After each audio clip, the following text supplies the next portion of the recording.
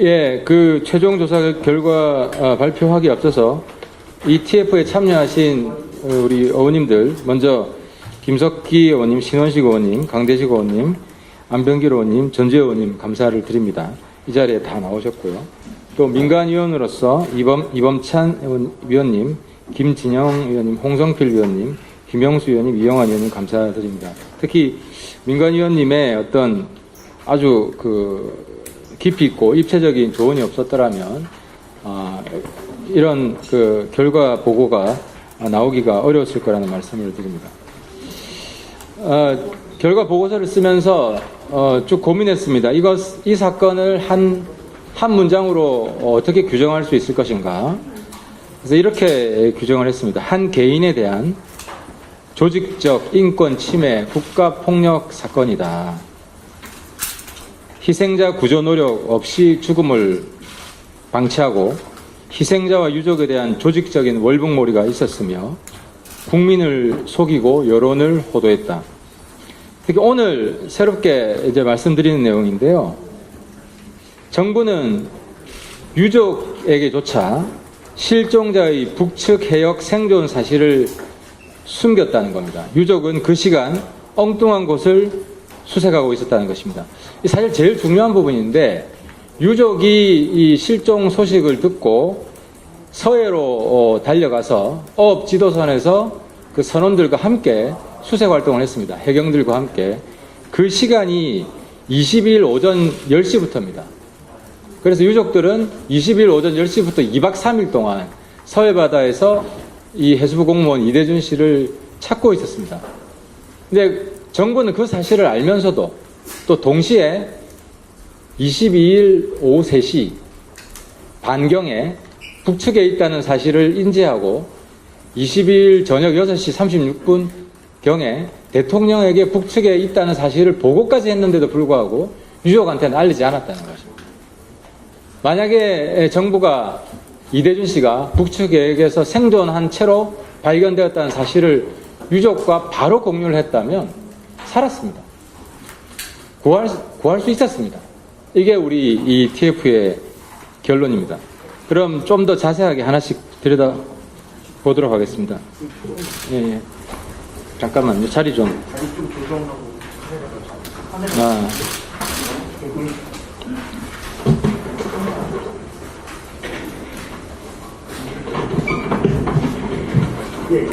이 정도에? 예. 조금만 더 가시죠. 네네. 조금만 더 가시죠. 조금만 더. 됐어요? 이 정도? 조금만 더. 줄이 되나? 줄이 되네. 줄 충분하네. 이렇게? 예. 계속 진행을 하겠습니다. 희생자 구조는 없었다. 생존 사실을 확인한 게 2020년 9월 22일 3시 반경이었습니다. 우리 정부가 확인한 것이. 그러면 이 대응 매뉴얼이 있다는 것을 우리가 확인했습니다. 그 매뉴얼을 열람을 다 했는데 대응 매뉴얼 제목은 북한 관할 수영 내 민간 선박 및 인원 납포 대응 매뉴얼입니다. 2018년 4월 제정한 건데요. 근데 이 매뉴얼대로 전혀 대응하지 않았다는 겁니다. 그 매뉴얼에는 상황 발생 시 신속하게 유관기관에 상황 전파하고 대변인 브리핑을 통해 북한에 즉시 통지하라라고 되어 있습니다.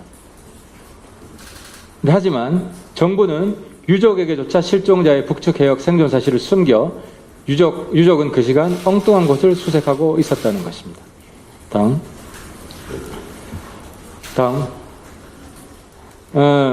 그 다음, 여기 보이는 빨간 점이 있잖아요. 이 지점이 피격당하고 시신이 소각된 위치고, 처음 발견한 위치는 그 동쪽으로 좀 더 간 위치인데요. 여기 있다는 것을 청와대가 알았다는 겁니다. 청와대 안보실이 알았고 대통령한테도 보고가 됐는데 수색은 저쪽에 하도록 했다는 겁니다. 대연평도 아래쪽. 그러니까 이게 얼마나 황당한 상황입니까? 그래서 우리가 현장 조사를 통해서 확인한 것은 우리 영해 이쪽에 우리 군함 몇 척만 배치해 놨어도 북한이 우리 대한민국 국민을 함부로 하지 못했다는 겁니다.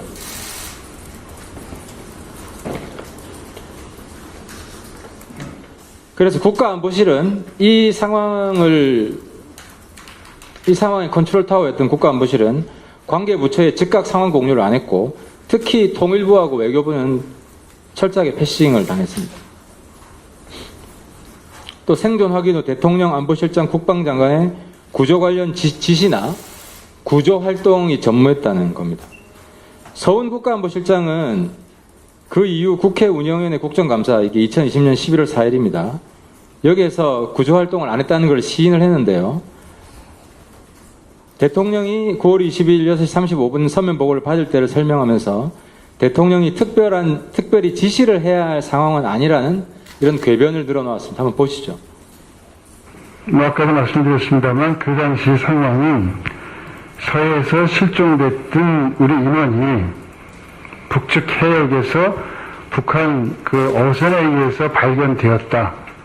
그 정황이었습니다. 그렇기 때문에 그 상황에서 대통령께서 특별히 지시를 해야 될 그런 상황은 아니라고 보고 있습니다. 대통령께서 특별히 지시를 해야 될 그런 상황은 아니라고 보고 있습니다. 대통령께서 특별히 지시를 해야 될 그런 상황은 아니라고 보고 있습니다. 이거랑 대비되는 게 아까 영흥도 화면 좀 띄워주세요. 이거 한번 보십시오. 문 대통령이 인천 영흥도 낚싯배 사고가 있을 때 49분 만에 보고받고 최선을 다해달라. 라는 일종의 이제 국민 쇼를 하는데요.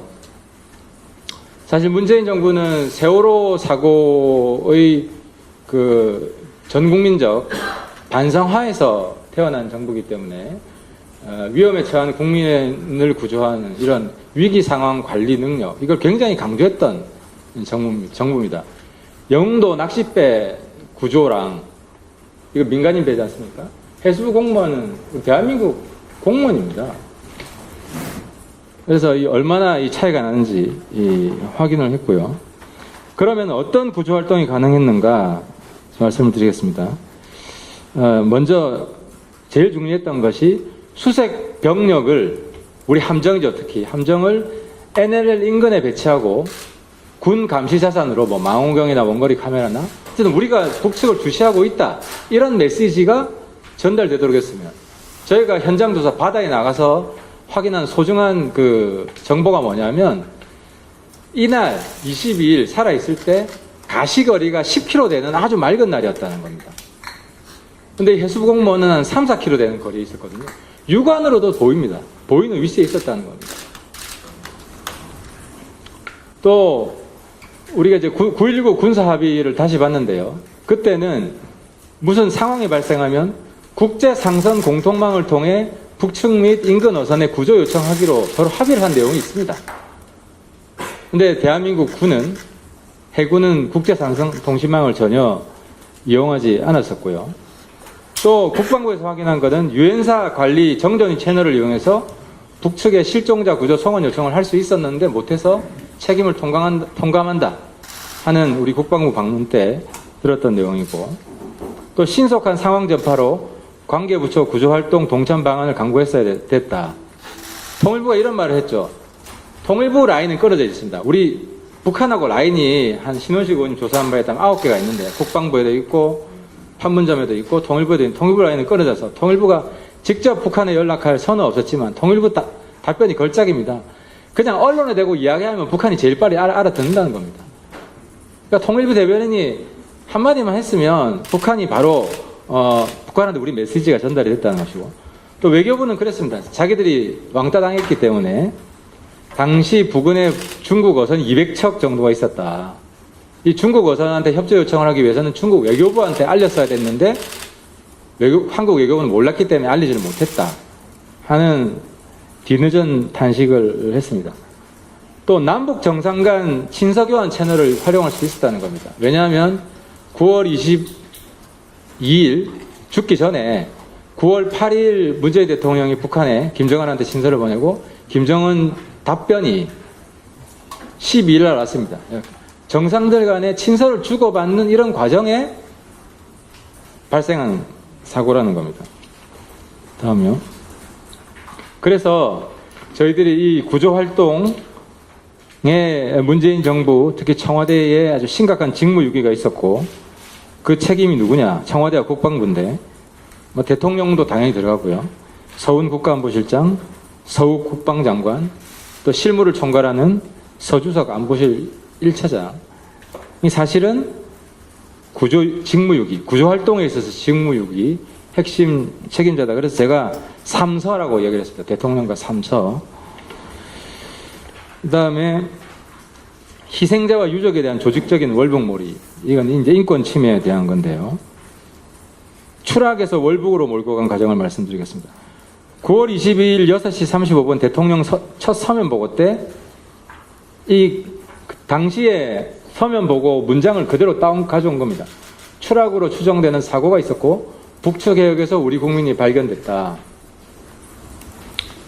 그러니까 추락으로 본 겁니다. 이 시간까지는 대통령한테 보고할 때까지만 해도. 그래서 월북 가능성은 낮다라고 당시 이 시간대까지는 그 핵심 관계자들 사이에서 공유가 되었고, 이게 높다로 바뀌는데요. 24일에 바뀝니다. 그러니까 22일에는 추락이었고 24일에는 월북으로 바뀌는데, 저희들이 종합한 결과 이 월북으로 모의 작당한 회의가 9월 23일 새벽이죠. 1시 회의, 그리고 9월 23일 오전 10시 관계장관 대책회의입니다. 이 과정을 통해서 월북으로 바뀌게 되었고, 이 관계장관 회의에 그 강경화 장관, 외교부 장관은 연락도 못 받게 됩니다. 필수 참여 인원인데. 그래서 나중에 항의했다고 외교부에서 들었고요. 그리고 본격적인 월북몰이는 어떻게 시작됐냐. 그 전에 정부가 또 35시간 동안 사망 사실을 숨깁니다. 사망이 9월 22일 저녁 10시경이고, 밤 10시경이고, 그때서부터 35시간 동안 사망 사실을 숨기고 언론에는 실종이라고 알립니다.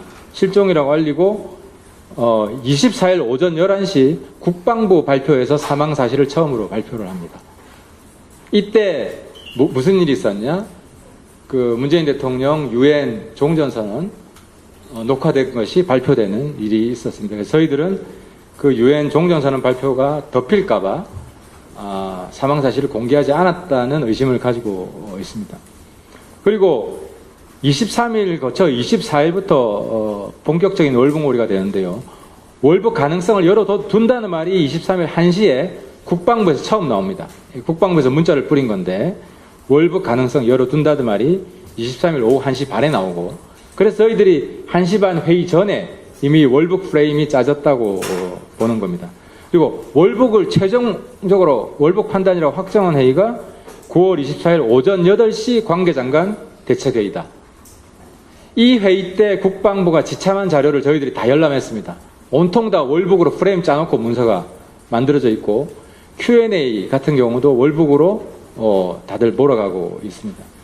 그리고 이 회의를 바탕으로 오전 9시 대통령 보고에서 발표할 것이 최종 승인이 되기 때문에 대통령은 월북에 대해서도 보고를 받았을 수밖에 없다라는 사실을 말씀드립니다. 다음은요. 그리고 이것을 주도한 게 국가안보실인데 왜 이렇게 판단하냐? 국가안보실이 월북 입장으로 Q&A를 작성합니다.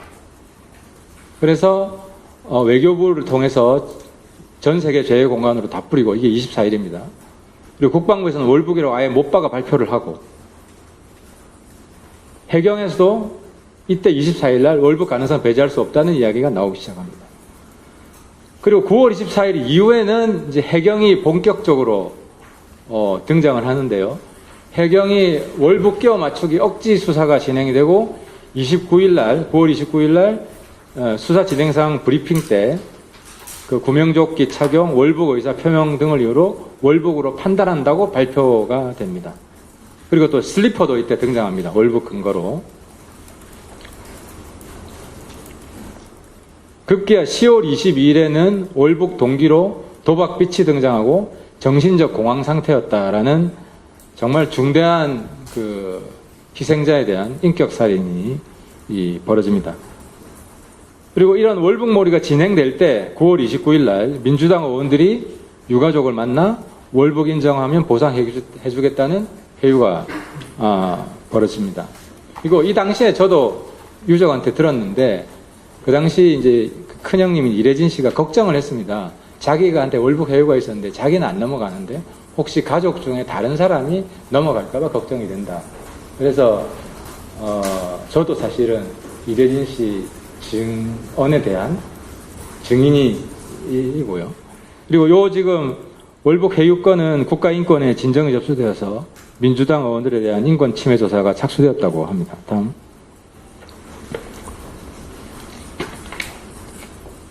그리고 이 해경 발표에 심각한 문제가 있다, 어떤 조작이 있다는 정황이 민주당에서는 뭐 윤석열 정부 바뀌고 나서 뭐 시작되었다고 그러는데 그게 아니라 문재인 정부 때 이미 이 빙산의 일각이 드러납니다. 그게 우리가 국가인권위원회 가서 확인한 건데요. 국가인권위원회에서 작년 7월에 발표한 보고서에 이제 국가인권위원회는 해경이 중간수사를 발표하면서 피해자의 사생활에 관한 내용을 상세하게 공개하고 피해자를 정신적 공황 상태로 표현한 행위는 헌법 10조와 17조가 보장하는 피해자 유족의 인격권, 나아가 개인의 사생활의 비밀과 자유를 침해하는 행위다라고 밝혔고요. 그 다음에 아울러 수사 과정, 해경 수사 과정의 조작 사실도 밝혀내는데 도박 빛을 2배 이상 부풀렸다. 정신적 공황 상태라고 발표해놓고 사후에 감정을 어려했다. 이런 사실들을 인권위가 밝혀내고 국가인권위는 이 수사를 밀어붙인 끼워 맞추기 수사한 이인에게 징계를 내릴 것을 공고했습니다. 그리고 당시 이 징계 공고를 해경이 당시에는 수용하지를 않았습니다. 그 다음에요. 그리고 계속 지금 논란했던 게 군의 SI, 소위 감청 자료인데 저희들이 국방부 방문 시 확인한 내용은 이 월북 판단, 감청 자료를 통해서 월북이 맞다라고 국방부 그리고 안보실, 해경이 판단한 것은 과장이다 하는 것입니다. 왜 과장이냐? 처음 끝에서 볼게요. 제일 중요한 건 희생자가 직접 월북을 언급했는지가 불확실합니다. 본인 입에서 월북이라는 단어가 나왔는지가 불확실합니다. 알 수가 없습니다. 기진맥진한 상태였고요. 이 감청 내용 자체가 본인 육성을 녹음한 게 아니라 북한의 현장에 있던 군인이 상부에 보고한 내용입니다. 간접 보고입니다. 그래서 이것만으로도 월북이라고 단정할 수 없는 그런 첩보였고요. 그 다음에 본인이 월북했다면 처음 북한군에 혹은 북한인에 의해서 발견될 때 나 월북하러 왔다, 북한에 살러 왔다, 이런 이야기가 있어야 되는데 그게 전혀 없었다는 겁니다. 2시간 동안. 그리고 2시간 후에 북한 군인이 물어봤을 때 어쨌든 답변한 맥락에서 나왔다는 겁니다. 그리고 또 그 감청 내용 전체를 읽어보면 실종자가 아주 기진맥진한 상태였기 때문에 실종자가 답변한 것에 어떤 진정성의 무게를 싣기가 좀 어렵다는 것이고, 또 월북이라는 내용이 이 2시간 전후에 전혀 맥락이 없다는 거죠. 안 나온다는 거죠.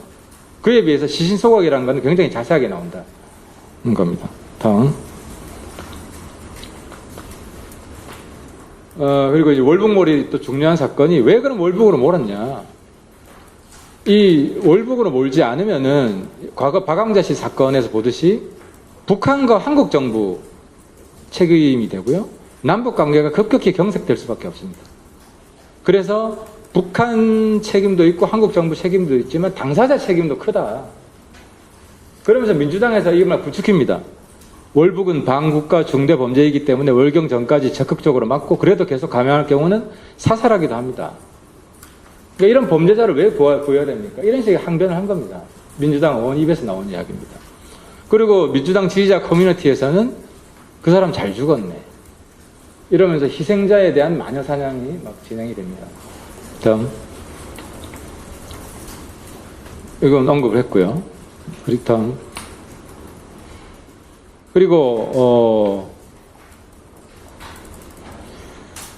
또 그러니까 월북몰이한 동기가 뭐냐, 제가 많은 질문을 받았는데 문재인 정부가 이런 오히려 월북 조작으로 몰고 갔다. 동기가 볼 때는 그 당시에 문재인 정부가 상당히 들떠 있었다. 남북 관계가 개선되는 좀 전기가 마련된 것처럼 특히 그 9월 9월 12일 날 김정은한테 문재인 대통령 친서가 옵니다.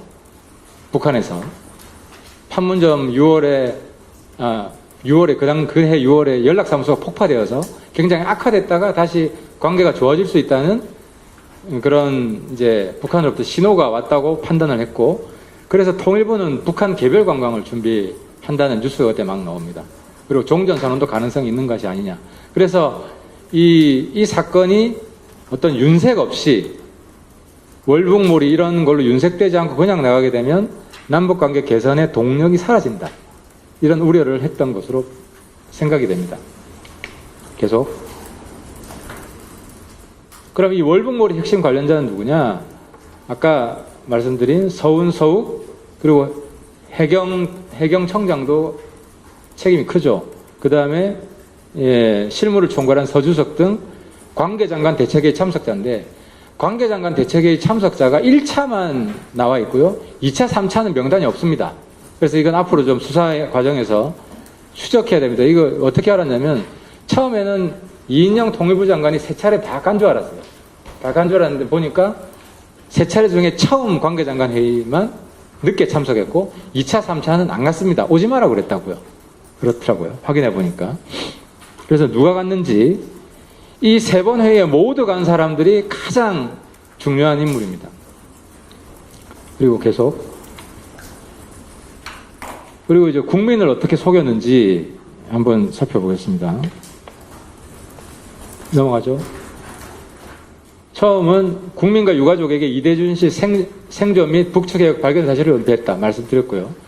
그리고 희생자 사망 사실을 확인한 후에도 35시간 동안 실종이라고 거짓 발표했다 말씀드렸고, 또 중요한 게 북한이 대북 전통문을 통해 시신 소각을 부인하자 입장을 번복했다. 이게 25일 날 왔다는 전통문인데요. 이것 때문에 우리 대한민국 정부의 국제적인 공신력이 급격히 추락합니다. 왜냐하면 국방부가 시신 소각 만행을 저질렀다 공식 발표를 했고, 외교부에서도 외국에 다 그렇게 알렸습니다. 전 세계 공간을 통해서.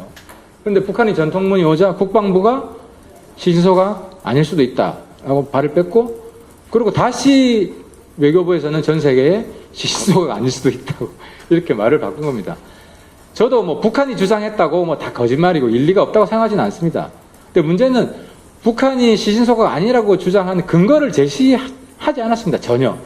일방적 주장에 불과했는데 청와대는 근거 없는 일방적 주장을 존중해서 우리 대한민국 입장을 바꾼 겁니다. 그래서 이거는 굉장히 중대한 국민 오도 사건이고, 그리고 국제적으로도 국제사회를 오도한 심각한 사건이고, 결과적으로 신뢰도가 급격히 추락했다. 그리고 근거가 박약한 증거로 월북몰이로 호도했다. 슬리퍼, 구명조끼, 도박빚, 부유물, 이거는 제가 수차례 말씀드렸지만 증거 조작 가능성이 큽니다. 왜냐하면 확실하지도 않은 거를 월북 정황 근거로 밀어붙였거든요. 또 대통령까지도 법원에서 공개 판결한 문서를 숨기려고 대통령 지적 기록물로 봉인해버립니다. 이것도 국민한테 제대로 알리지 않고 그 대북 관계에서도 균형된 행보를 하지 못한 그런 사례입니다. 그럼 앞으로 우리가 후속 활동을 어떻게 할 것인지 말씀을 드리겠습니다.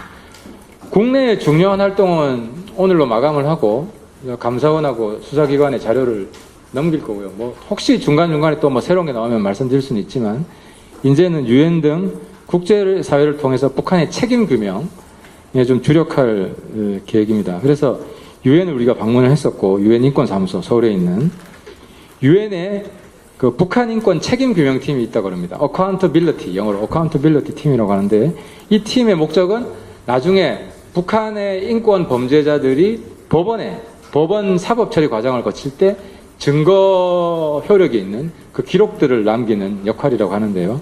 이 팀의 해수부 공무원 사건도 기록을 해줄 것을 요청을 했고, 긍정적으로 검토한다는 답변을 받았고요. 또 유엔 북한 인권 결의안에 해수부 공무원 사건 반영할 생각입니다. 또 유엔 총회 빠졌네. 유엔 총회에서도 올 말에 그 북한 인권 결의안을 채택을 하는데 그때 내용을 포함시킬 생각이고요, 계획이고요. 또 유엔의 특별 절차가 있습니다. 그게 뭐냐면 유엔 북한 인권 특별 보고관, 유엔 초법적 처형 특별보고관, 지금 이 두 특별보고관이랑 우리가 지금 소통을 하고 있고, 이분들은 북한에 질의서를 보낼 수가 있습니다. 그래서 북한에 질의서를 보내서 어쨌든 북한이 답변하든 안 하든 반응을 볼 생각이고요. 또 우리가 9월 말경에 미국을 방문해서 미국 의회와 청문회도 지금 추진하고 있고, 국제회의도 지금 준비하고 있고요. EU도 그 이후에 방문할 생각이 있습니다. 또 미 연방재판을 통해서 미국 법에 외국인이어도 북한을 상대로 민간 배상이죠. 이걸 소를 제기할 수 있는 법이 있기 때문에 이 가능성도 우리가 9월에 미국 가서 타진할 생각입니다. 그리고 영문판을 만들어서 국제사회에 배포할 생각이고요. 그 다음에 이제 법적인 측면, 법적 책임에 대해서는 조금 자세히 말씀드리겠습니다. 그 핵심 책임자를 3서라고 했는데, 서훈 안보실장, 서욱 국방장관, 서주석 안보실 제1차장 직무유기, 직권남용, 사자 명예훼손 등 법적인 이제 책임을 물을 수 있을 것 같고요. 직무유기는 뭐냐? 제일 중요한 게 매뉴얼이 있었는데 매뉴얼대로 안 했다는 겁니다. 한국 정부가, 청와대가. 그래서 공무원 생존 사실을 확인하고도 구조 관련 지시가 없었다. 매뉴얼 위반했다. 알리지도 않았다. 이런 매뉴얼 위반. 그리고 직권남용은 관계장관 대책회의를 통해서 사망 사실을 알리지 않고 은폐했고, 시신 소각 사실도 다시 뒤집고, 이런 건 직권남용이라고 보고 있고요. 사자 명예훼손은 뭐 아시겠지만 근거가 부족한 월북을 단정적으로 이야기하고 정부 부처의 지침을 하달해서 조직적인 월북몰이를 주도했다는 겁니다. 해경도 사실 국민들 입장에서 보면 해경의 이런 법적 책임이 상당히 중대합니다. 부유물, 정신공황, 조류, 슬리퍼, 도박빚 이런 걸 꺼내가지고 사생활 관련된 문제를 꺼내서 이거 사실상 조작된 이런 근거로 고인에 대한 중대한 인격 살인을 했고, 이건 직권남용과 사자 명예훼손에 해당된다고 보고 있습니다. 그리고 문재인 대통령이 지금까지 침묵을 하고 있는데, 저는 문재인 대통령이 입장을 밝혀야 된다고 생각합니다. 이 시점에서는. 왜 생존 사실을 보고받고도 구조 관련 지시를 내리지 않았는지, 또 북한에 있는지, 북한 해역에서 살아있다는 걸 알면서도 유족에게 알리라고 지시하지 않았는지, 그리고 대통령 기록물을 굳이 지정 기록물로 해서 국민들한테 계속 비공개 상태로 남겼어야 했었는지. 사실 대통령은 2020년 10월 8일 날 유족한테 편지를 보냅니다. 진실 규명을 약속을 합니다. 그래 놓고 이 진실을 대통령 지정 기록물로 밀봉을 한 겁니다. 이건 대통령 스스로 본인의 약속을 어겼다는 것인데, 여기에 대해서도 입장을 밝혀야 된다고 생각합니다. 그리고 오늘은 이제 최종 결과를 이렇게 정리해서 발표드리고, 이게 나중에 우리 자료들을 다 모아서 백서로 제작을 할 거고요. 또 감사원, 경찰, 검찰 등에 우리 TF가 수집한 자료들을 넘길 생각입니다. 마지막으로 여러 유관 부처와 기관한테 요구사항을 말씀을 드리겠습니다.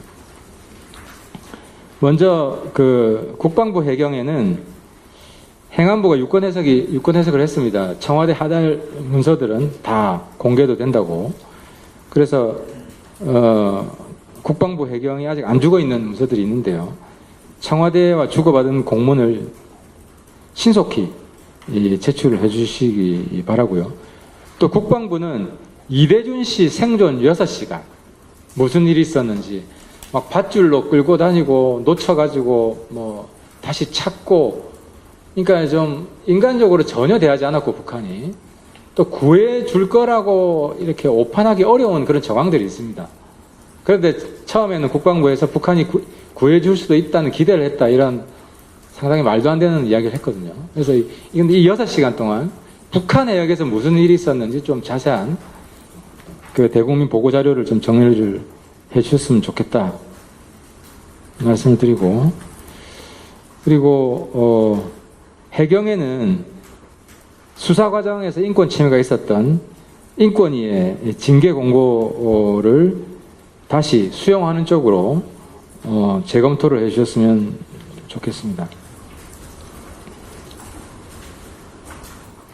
그리고 해경이 그 TF의 자료를 보고하는 과정에서 내부 수사 기록을 조금 변조한 것도 우리가 발견을 했어요. 그러니까 인권위에 보고 제출한 자료랑 우리 TF에 제출한 자료가 조금 다른 것도 있더라고요. 그래서 윤석열 정부 들어서도 해경에서 뭔가를 좀 조작하려고 노력한 흔적이기 때문에 이 내용은 저희들이 감사원에 제출을 할 생각입니다. 그리고 민주당에게 몇 가지 요구를 하겠습니다. 우선 지금까지도 월북몰이에 집착하고 있습니다. 민주당이. 이 월북몰이 집착을 좀 중단했으면 좋겠고요. 유가족 해유 시도도 민주당에서 공식 사과가 있어야 된다고 봅니다. 그리고 청와대 회의자료 공개는 대한민국 법원에서 결정한 겁니다. 그래서 이 법원의 결정을 좀 존중해서 지금이라도 기록물 공개 협조를 해줄 것을 요구합니다. 또 외압, 지금 윤석열 정부의 입장이 바뀌었다. 갑자기 입장이 바뀌었다. 이런 식으로 외압 의혹을 제기하는데 정쟁으로 몰고 가고 있는데 사실 과거사 진상규명 활동은 민주당 전공입니다. 과거 정부의 발표를 엄청나게 많은 사건에 있어서 민주당이 입장을 바꿨습니다. 자신들의 했던 행동을 다시 한번 생각을 해보고 윤석열 정부가 진실을 찾아서 노력하는 건 외압이고 자기들이 진상규명을 한 것은 정인지 되묻고 싶습니다. 그리고 이 사건 진상규명의 첫 번째 목적은 이미 말씀드렸듯이 국가의 국민보호 의무를 점검하고 교훈과 개선점을 찾는 것입니다. 민주당도 변명과 핑계보다는 미래지향적 교훈을 찾는 일에 앞장서 주시기를 바라겠습니다. 저는 마치겠습니다.